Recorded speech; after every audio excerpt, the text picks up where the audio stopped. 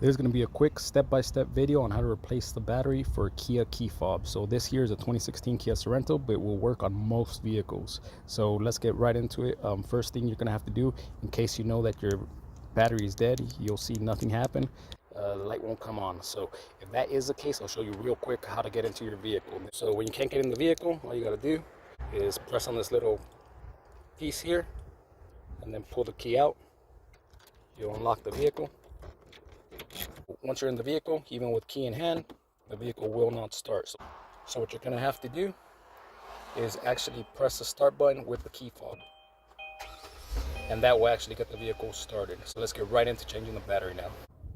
So there's what you're going to need to replace that battery. You're going to need a new battery and a flathead screwdriver. So the battery, make sure it's a 2032. In case of an emergency and you don't have a 2032 and you only have a 2025 laying around, you can also use that, but it's not as thick and it doesn't have the same capacity. So it will fit, it will work for a little bit, but again, the capacity is not the same. So make sure you have this 2032 battery. What you're going to do is you're going to press down on this, take out the key again.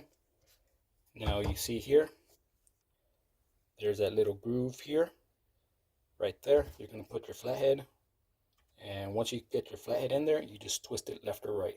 Now when you do that, these little chrome pieces here might come off, so just be careful with that. Here we go.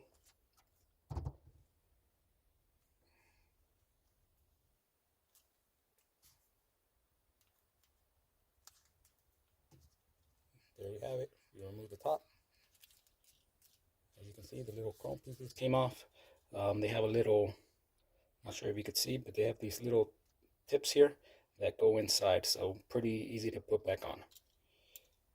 So once that is off, you will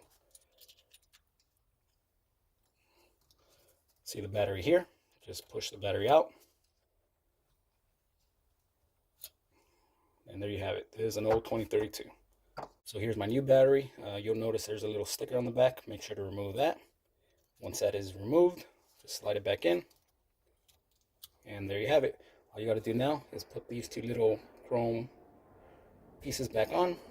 Once the two little chrome pieces are back in place, all you got to do is put the top on and press down, and put your key back in, and you can see the light come on.